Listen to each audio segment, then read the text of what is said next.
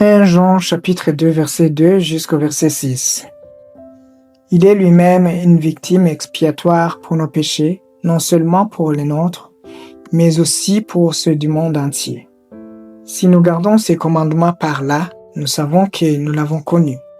Celui qui dit « Je l'ai connu » et qui ne garde pas ses commandements est un menteur, et la vérité n'est point en lui. Mais celui qui garde sa parole, l'amour de Dieu est véritablement parfait en lui. Par là, nous savons que nous sommes en lui. Celui qui dit qu'il demeure en lui doit marcher aussi comme il a marché lui-même. Jean souligne au verset 2 que Jésus est le sacrifice parfait pour nos péchés, ce qui signifie qu'il a pris sur lui-même la punition pour nos fautes. L'expression non seulement pour les nôtres, mais aussi pour ceux du monde entier, indique que le sacrifice de Jésus est universel et s'applique à tous les êtres humains, qu'ils soient croyants ou non.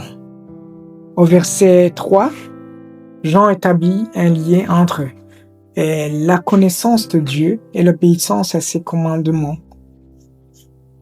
Garder les commandements de Dieu est un signe que nous avons une véritable relation avec lui et que nous le connaissons personnellement.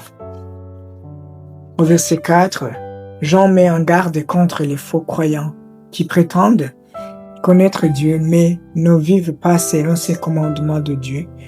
Cela montre que sa foi est fausse et qu'il ne connaît pas vraiment Dieu.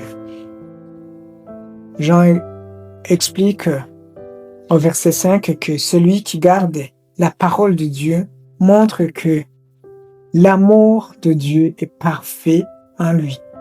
L'amour de Dieu est démontré par l'obéissance à ses commandements, ce qui est un signe de notre relation avec lui.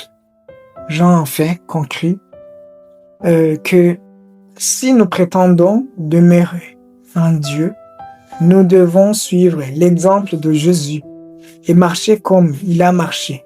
Cela signifie que notre comportement doit refléter celui de Jésus avec amour, compassion, humilité et obéissance à Dieu.